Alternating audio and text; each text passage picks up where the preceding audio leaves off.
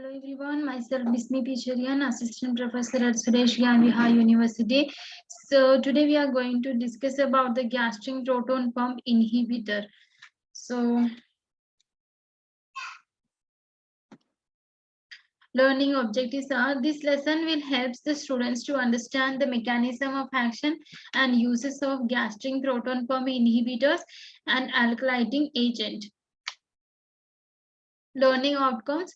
After this lesson, students will be able to describe SAR, mechanism of action, and the uses of the gastric proton pump inhibitors and the alkylating agents. So first we have to discuss about what is gastric proton pump. Sorry, the gastric proton pump is known as H plus K plus ATPase, and it is expressed on the surface of the stomach to secrete the gastric acid indispensable for the digestion of proteins in the food. And PPI, proton pump inhibitors, bind to the proton pumps in the stomach. Okay, so the gastric proton pump is also known as H plus K plus ATPase, and it is expressed on the surface of the stomach to secrete the gastric acid indispensable for digestion of the protein. And the proton pump inhibitor that bind to the proton pumps in the stomach, blocking acid production, and this PPI works by irreversibly blocking the H plus K plus ATPase enzyme or the gastric proton pump, which is found within the parietal cells of the stomach and is final step of the acid production. Okay, so this PPI works by irreversibly blockage of the H plus K plus ATPase enzyme, and that is found in the parietal cells of the stomach. The proton pump inhibitor works by blocking the enzyme in the lining of the stomach that is necessary for acid secretion. Side effects that some patients report include headache, diarrhea, constipation, abdominal pain, and nausea. So the PPI, the proton pump inhibitor, works by blocking that enzyme that is lining on the stomach. And the main side effects of the proton pump inhibitors are headache, diarrhea, constipation, abdominal pain, and the nausea. They usually resolve on their own, and the patient can usually carry on taking their PPI medications. Okay, these side effects are minor and they can resolve on their own, and the patient can regularly take that PPI medication. So this is the acidity. Okay, due to the blockage of that sorry, the gastric proton pump is also known as H plus K plus ATPase that is expressed on the surface of the stomach to create the gastric acid. Okay, this is the enzyme. This is present in the stomach to secrete the gastric acid in the to digest the protein in the food. However, too much acid secretion induce ulcers. Okay, if the acid secretion is too much, that induce the ulcers. Okay, the highly acidic environment in the stomach is essential for the digestion. Okay, so the acidic environment in the stomach is essential for the digestion. But if the too much acid is secreted in the stomach, and this is goes to the esophagus, and that cause the heartburn and acidity and all. So this is the acid reflux. Okay, that this acid is reflected into the esophagus. Okay, this goes into the esophagus, and that causes the acid reflux, and this causes the ulcer and the acidity. So the peptic ulcer. The peptic ulcer is the formation of sores or the erosions in the lining of the stomach and the duodenum that are referred as peptic ulcer. Okay, the sores and the erosions in the lining of the stomach is the peptic ulcer. What are the causes of the peptic ulcers? Ulcers are known to be caused whenever there occurs an imbalance between the protective factors. Okay, ulcer is occurred due to the imbalance between the protective factor, and this is also caused by usage of the non-steroidal anti-inflammatory drugs, that is NSAIDs. So sorry. So the peptic ulcer, ulcer is caused by high use of the non-steroidal anti-inflammatory drugs and the pathological hypersecretory disorders. This is caused by all the reasons. The peptic ulcer is caused by all these reasons. The common signs and the symptoms of the peptic ulcers are pain after 2-3 hours of the food consumption. Okay, pain after the 2-3 hours of the food consumption, heartburn and the indigestion. The indigestion and the heartburn is the main symptom of the peptic ulcer. Belching, that is expulsion of the gas. Nausea, vomiting, loss of appetite, and the weight loss is also the symptom of the peptic ulcer. Black tarry stools is also the sign of the peptic ulcer. Pain in the abdomen with a burning sensation. Okay, pain in the abdomen with a burning sensation is also sign of the peptic ulcer. Blood vomiting, pain during night time. So these all are the signs and symptoms of the peptic ulcer. What are the complications of the peptic ulcers? So hemorrhage or bleeding, penetration or spreading, gastric perforation, gastric outlet obstruction, and the shock is the main complication. How we can diagnose the peptic ulcer? We can diagnose the by endoscopy, X-ray of upper GI tract. Gastric secretory study shows hyperchlorhydria. So these all are the diagnoses we can do. Okay. So anti-ulcer drugs. The definition of the anti-ulcer drugs. The anti-ulcer drugs are medicines that is used to treat the ulcers in the stomach and the upper part of the small intestine. Okay, the anti-ulcer drugs are the medicine that is used to treat the ulcers in the stomach and the upper part of the small intestine. Anti-secretory agents are the drugs that are used to suppress or reduce the gastric acid secretion. Anti-secretory agent are the drugs that are used to suppress or reduce the gastric acid secretion. So this is the definition of the anti-ulcer drug and the anti-secretory agent. Sorry.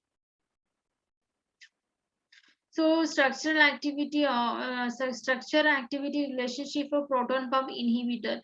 So the general structural activity of heteroaryl and the heterocyclic substitute imidazole 1,2,3 1,2-A pyridine derivatives acting as an acid pump antagonist can be summarized as the inhibitory property of the drug depend on the hydrophobic group substituted at the left side ortho position of the phenyl ring. Okay, the inhibitory property of the drug that is depend on the hydrophobic group that is substituted at the left side of ortho position of the phenyl ring. Increase in hydrophobic value increases the activity. Okay, if we are increasing the hydrophobic value, that increases the activity of the drug. Increasing the GTCI value decreases the activity. Small molecule substitution may participate in hydrophobic interaction as well as the steric interactions. Okay, small molecule substitution may participate in hydrophobic interaction as well as the steric interaction. So this is the structural activity relationship of the proton pump inhibitor drug. So the first example is omeprazole. Sorry, omeprazole. So this is the structure of the omeprazole. Okay, the molecular formula is C17H19N3O3S, means it contains 17 carbon, 19 hydrogen, 3 nitrogen, 1 sulfur, and 3 oxygen. And the IUPAC name of this omeprazole is 5-methoxy-2, 4-methoxy-3,5-dimethyl-pyridine, 2-eel-methane, sulfinyl, 1H-benzene, imidazole. So this is the omeprazole's IUPAC name. Omeprazole's IUPAC name, and the molecular formula is C17H19N3O3S. The mechanism of action is omeprazole covalently binds with cysteine residues. Okay, this omeprazole, what they do, they bind with cysteine residues with disulfide bridge on the alpha subunit of H plus K plus ATPase enzyme system. Okay, this omeprazole covalently binds with the cysteine residues via disulfide bridge on the alpha subunit of H plus K plus ATPase enzyme system.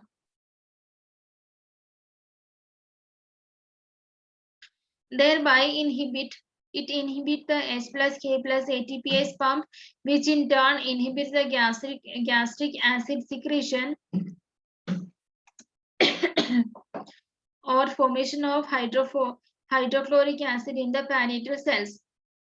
So omeprazole covalently bind with cysteine residues. Okay, with cysteine residue, it covalently bind. Okay, and via disulfide bridge. Okay, via disulfide bridge on the alpha subunit of H plus K plus ATPase enzyme system.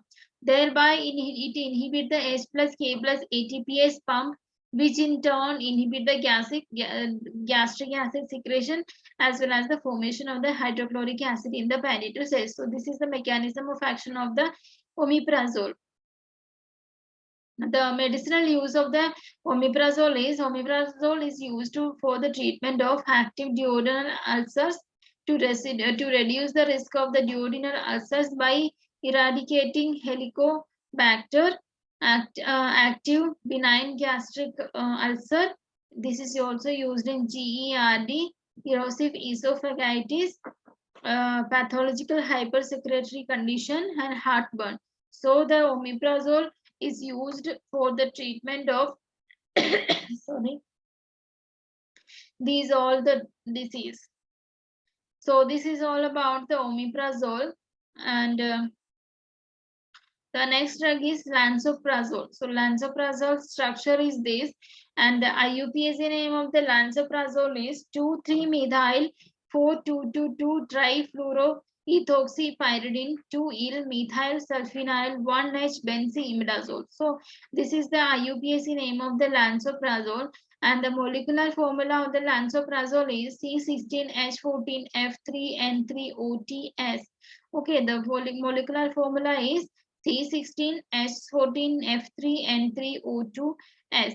So it contains 16 carbon, 14 hydrogen, 3 fluoride, 3 nitrogen atom, 2 oxygen, and 1 sulfur atom. So this is the lansoprazole structure and the molecular formula. Let's see the mechanism of action of the lansoprazole. So lansoprazole is a prodrug which requires protonation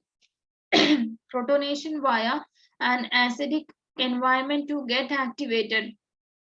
Okay, so lansoprazole is a prodrug, okay, that requires protonation via an acid environment to get activated. And lansoprazole covalently bind with cysteine residues via disulfide bridge on the alpha subunit of H plus K plus ATPase enzyme system. So this is again lansoprazole covalently bind with the cysteine residue via disulfide bridge on the alpha subunit of the H plus K plus ATPase enzyme system. Thereby, it inhibits the H plus K plus ATPase pump. Okay, after binding to the alpha subunit of this enzyme, it inhibits the enzyme gastric acid secretion and the formation of the hydrochloric acid in the parietal cells. So the omeprazoles and the lansoprazoles, the mechanism of action both are same. But in this lansoprazole, this is a prodrug that requires the activation that required to get activated. Okay. So it which requires the acid environment to get activated. Okay, and the omeprazoles and lansoprazoles mechanism of action both are same. The medicinal uses of the lansoprazole is used in the treatment of stomach ulcer, active duodenal ulcers, to reduce the risk of duodenal ulcers by eradicating Helicobacter. Active benign gastric ulcer is also used in GERD, erosive esophagitis, Zollinger-Ellison syndrome, reduce heartburn symptoms, NSAI-induced gastric ulcer. In these conditions also, we are using the lansoprazole. Okay, lansoprazole. Next drug is rabiprazole.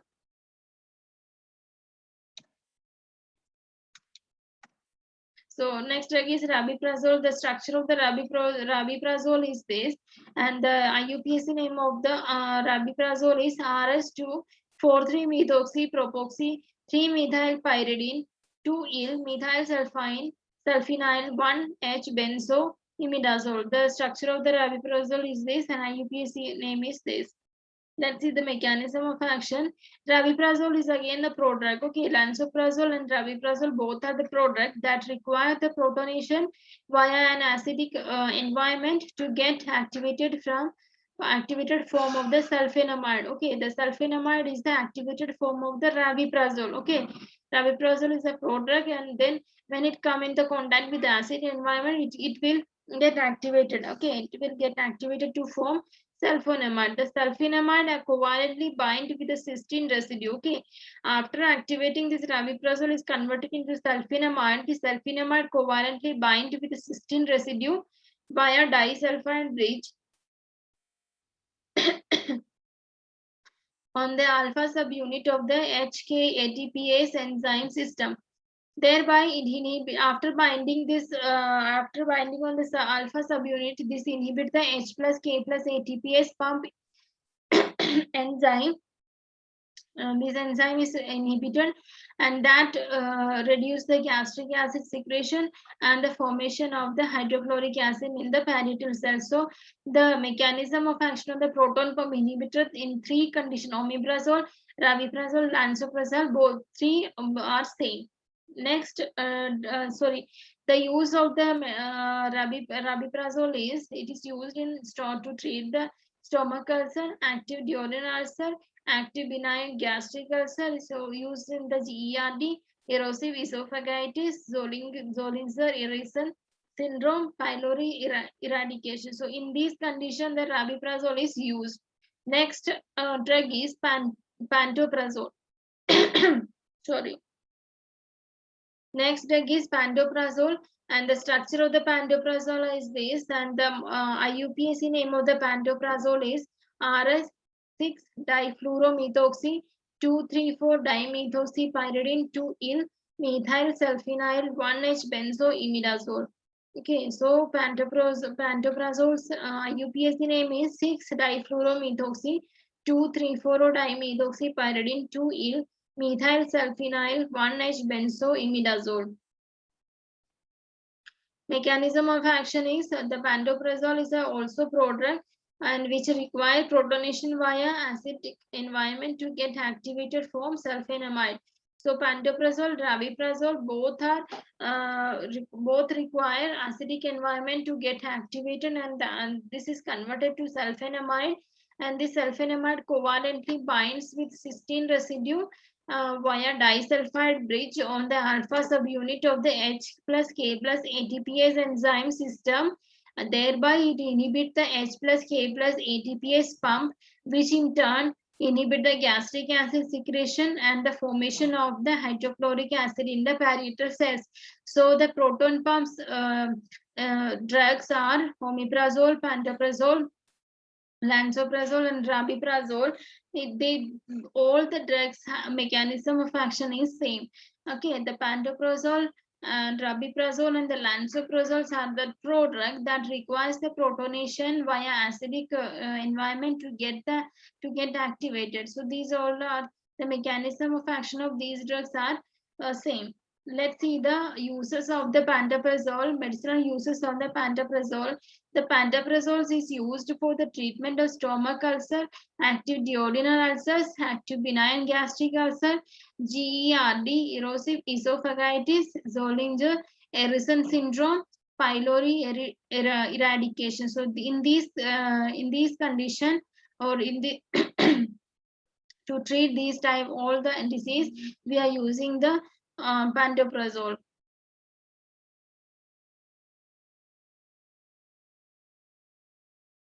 Next drug is anti-neoplastic agent. Okay, anti-neoplastic agents are the drug used for the treatment of cancer, malignancy, tumor, carcinoma, sarcoma, leukemia, or neoplasm. Okay, so neoplasm is a Greek word. Neo means new, plasm means formation. So anti-neoplastic agents are the drug that is used for the treatment of the cancer, malignancy, tumor, carcinoma, sarcoma, leukemia, and all. Neoplasm refers to a group of disease that is caused by several agents, namely chemical compounds and the radiant energy. So anti-neoplastic agents are the drug that is used for the treatment of the cancer, malignancy, tumor, carcinoma, sarcoma, leukemia, neoplasm. And neoplasm is the Greek word. Neo means new, plasm means formation. Neoplasm refers to a group of the disease that is caused by the several agents, namely chemical compounds and the radiant energy. And the cancer is characterized by an abnormal and uncontrolled division of cells which produces tumors and invade adjacent normal tissue. So the cancer, what is cancer? Cancer is characterized by an abnormal and uncontrolled, okay, abnormal and uncontrolled division of cells which produces tumors and invades adjacent normal tissues. Often cancer cells separate themselves from the primary tumor and are carried by the lymphatic system to reach distant sites of the organs where they divide and form secondary tumors. So that is metastasis. Okay, so the cancer cells separate themselves from the primary tumor and that are carried by the lymphatic system to reach distant site of the organs where they divide and form secondary tumors, that is called as metastasis. So the anti-neoplastic agents are classified as follows: alkaline agent, antimetabolites, antibiotics, plant product, enzymes, hormones, immunotherapy, monoclonal antibodies, radiotherapeutic agent, cytoprotective agent, and miscellaneous.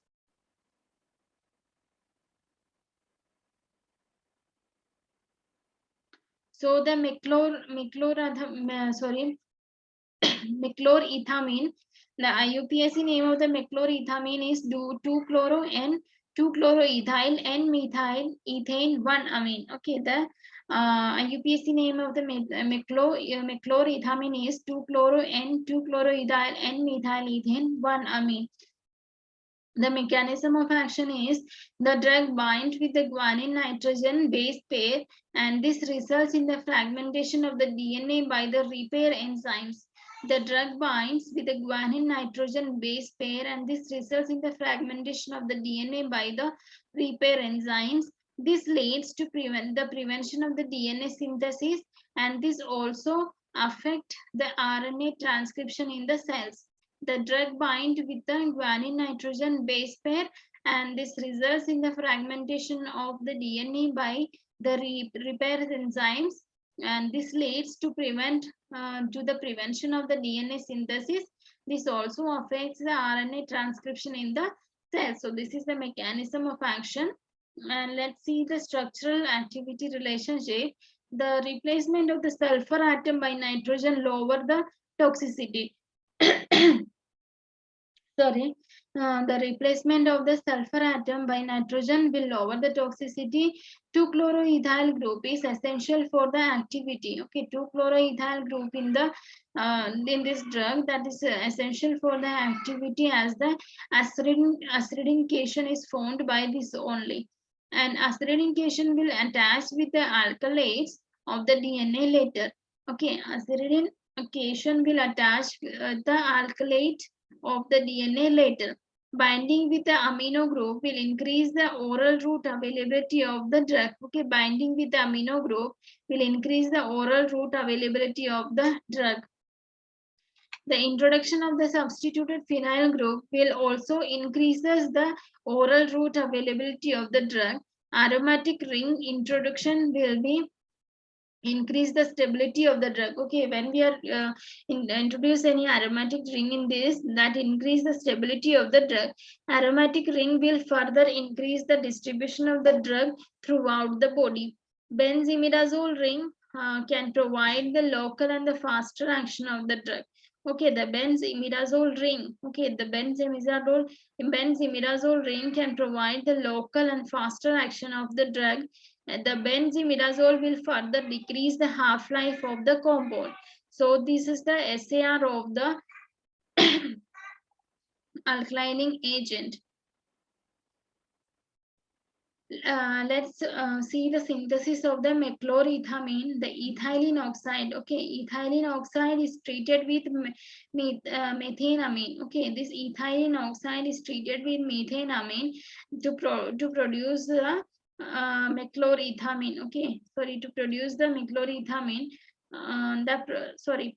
ethylene oxide. This ethylene oxide is treated with methenamine that form that after this reaction we get a product, and that is reacted with SOCl2. Okay, to obtain the methylethamine. Okay, mechlorethamine. So when we are when this ethylene oxide is reacted with the methenamine, then we get a product. The product is treated with SOCl2. After that, we get the mechlorethamine. So this is the synthesis of the mechlorethamine. Let's see the therapeutic uses of the mechlorethamine.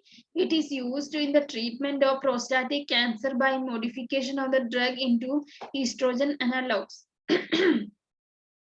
Okay, the sorry, this mechlorethamine is used in the treatment of the prostatic cancer by modification of the drug into estrogen analogs. And during this world wars, it was used in the form of mustard gas, which was powerful and the vesicant. Okay, this mechlorethamine is used in the form of mustard gas during the world war. So this is very powerful and the vesicant. It is used in the treatment of the prostatic cancer. It was also used in the treatment of the Hodgkin disease, lymphosarcoma, chronic myelocytic leukemia, polycythemia, bro bronchogenic carcinoma, and it is very powerful, and thus it is usually referred for oral administration only, but where it is necessary it is directly injected to the tumor cells. Okay, if it is necessary, then it can directly inject it to the tumor cells. So next drug is cyclophosphamide. Okay, cyclophosphamide. So the structure of the cyclophosphamide is this, and the IUPAC name is RSNN base 2-chloroethyl 132-oxazaphosphamine 2-amine 2-oxide. So this is the IUPAC name, and this is the structure.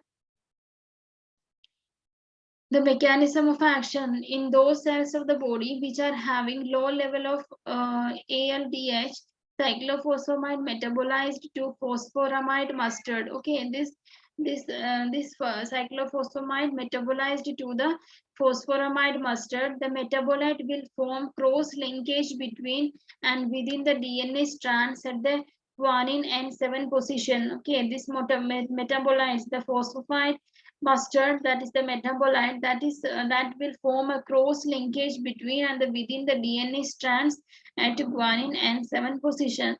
This will finally result into the apoptosis, which will lead to the death of the cell. Okay, this will finally result into the apoptosis that will lead to the death of the cells. So this is the mechanism of action of the drug. Let's see what are the uses of the drug. This is used in the treatment of autoimmune disease. Okay, it is used in the treatment of autoimmune disease, and this is also used in the treatment of lymphoma, brain cancer, neuroblastoma, leukemia, and the solid tumors. And this the treatment of AL amyloidosis, which given in the combination with the thalidomide or lenalidomide and dexamethasone. So these are the therapeutic uses of the drug. Next drug is melphalan. Okay, melphalan, the structure of the melphalan is this, and its IUPAC name is 4-bis-2-chloroethylamino phenylalanine. So this is the IUPAC name of the melphalan. Let's see the mechanism of action. It alters the guanine nucleotide in the DNA through the alkylation. Okay. Sorry. This alter the guanine nucleotide in the DNA through the alkylation, and it causes linkage between strands of DNA. Okay.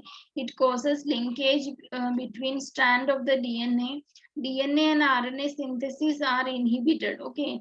In this DNA and RNA synthesis are inhibited.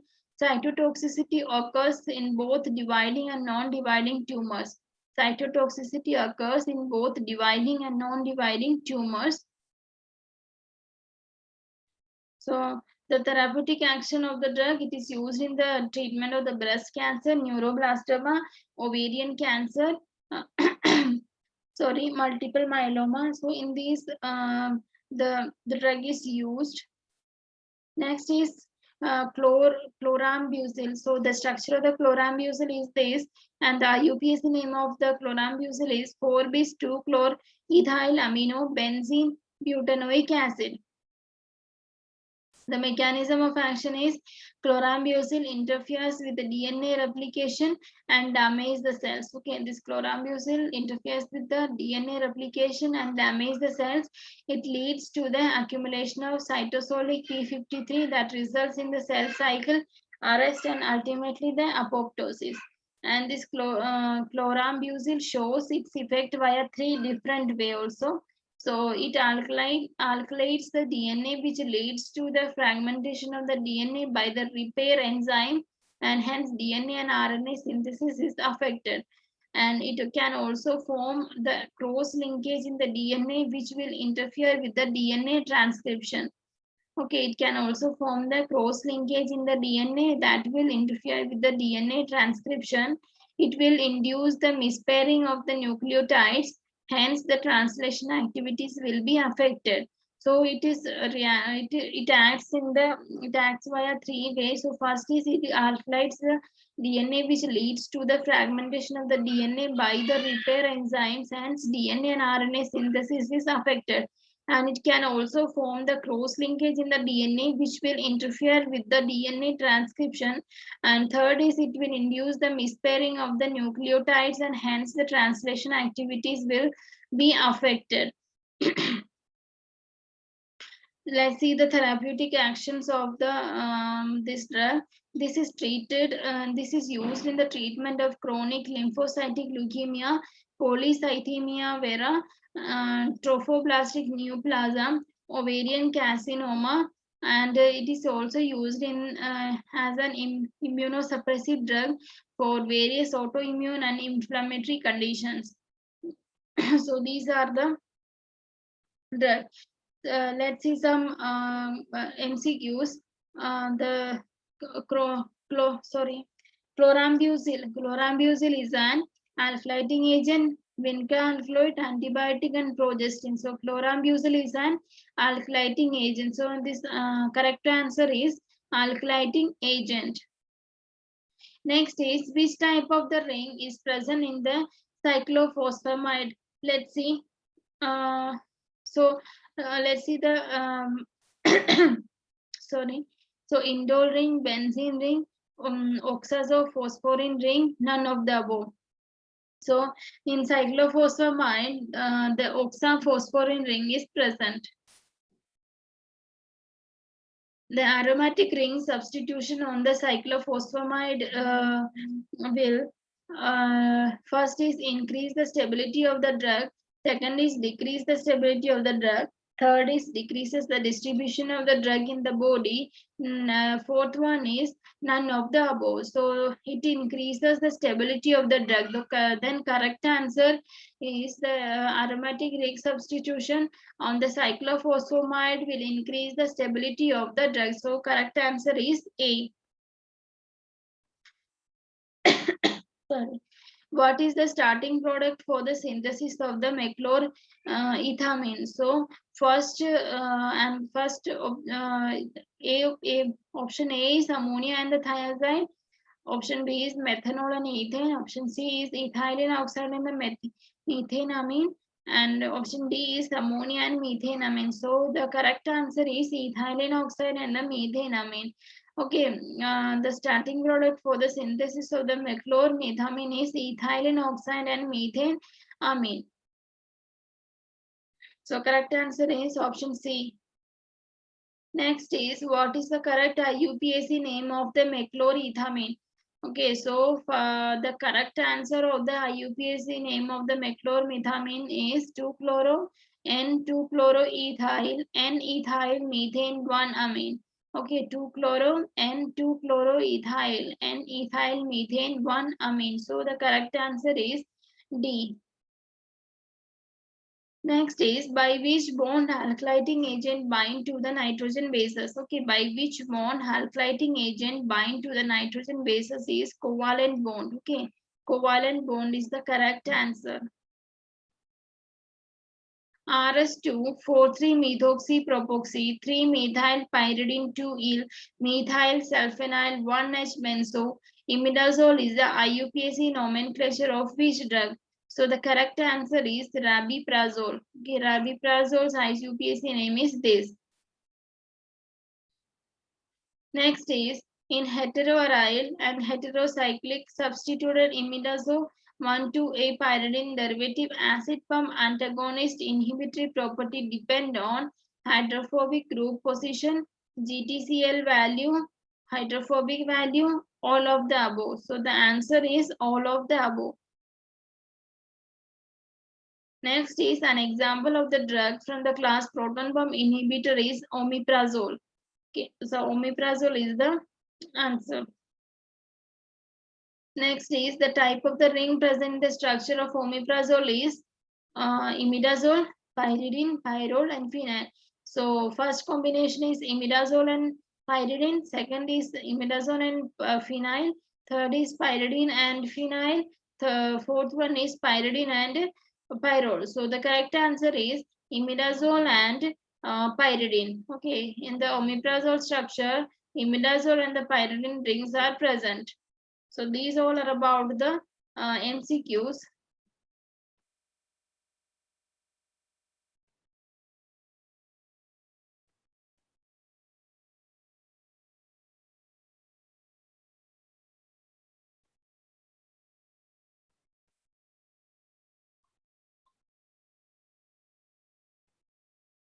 So let's see once again the omeprazole's mechanism of action and all. So the mechanism of action of the omeprazole is omeprazole covalently bind with the cysteine residue via disulfide bridge on the alpha subunit of the H plus K plus ATPase enzyme. Okay, after binding with this enzyme that inhibit the H plus K plus ATPase pump that inhibit the gastric acid secretion and the formation of the hydrochloric acid in the parietal cells. Then lansoprozoles, lansoprazole is a prodrug that requires protonation via an acidic environment to get activated. Lansoprazole is a prodrug that requires protonation via acidic environment to get activated. Lansoprazole covalently bind with cysteine residue via disulfide bridge on the alpha subunit of the H plus K plus ATPase enzyme, and thereby it inhibits the H plus K plus ATPase pump, which in turn inhibit the gastric acid secretion and the formation of the hydrochloric acid in the parietal cells. Sorry. And next drug is rabiprazole. Rabiprazole is again a prodrug that forms the sulfonamide when it comes into contact with the acidic environment, and it covalently binds with the cysteine residue via disulfide bridge on the alpha subunit, and thereby it decreases the S plus K plus ATPase enzyme, and thereby it inhibits the gastric acid secretion and the formation of the hydrochloric acid.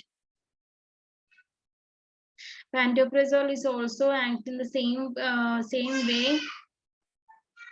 And the antineoplastic agent, we are discussing here only the alkylating agent. The example of the alkylating agents are meclorethamine, and the mechanism of action is the drug that bind with the guanine nitrogen base pair, and that results in the fragmentation of the DNA by the repair enzymes, and this leads to the prevention of the DNA synthesis, and this also affects the RNA transcription in the cells.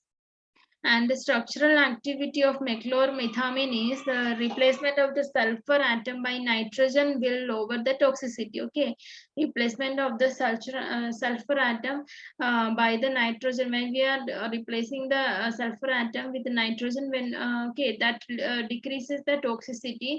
And 2-chloroethyl group is essential for the activity. Okay, 2-chloroethyl is essential for the activity, as the acidine cation is formed by this only, and acidine cation will attach with the alkaloids of the DNA later, binding with amino group. Okay, binding with amino group that increase the oral route bioavailability of the drug. Okay, the replacement of sulfur by nitrogen is lower, that lower the toxicity, and 2-chloroethyl group is essential for the activity. Okay, this attached with the alkylates of the DNA later, and the binding of the amino group. Okay, binding of the amino group also increases the oral route bioavailability of the drug, and the introduction of the substituted phenyl group. Okay, when we are introducing any phenyl group in that, that increases the oral route bioavailability. So oral route bioavailability we can increase by binding with amino group, as well as the introduction of the phenyl group to that structure that increase the oral route bioavailability of that drug. And when we are introducing any aromatic ring into that structure, that will increase the stability of the drug. Okay, when we are introducing any aromatic ring into that structure, that increase the stability of the drug, and the aromatic ring will further increase the distribution of the drug throughout the body. Okay, when we are introducing any aromatic drug into that alkylating agent structure, that increase the stability as well as the that increase the distribution throughout the body. And the benzimidazole ring can provide the local and faster action of the drug.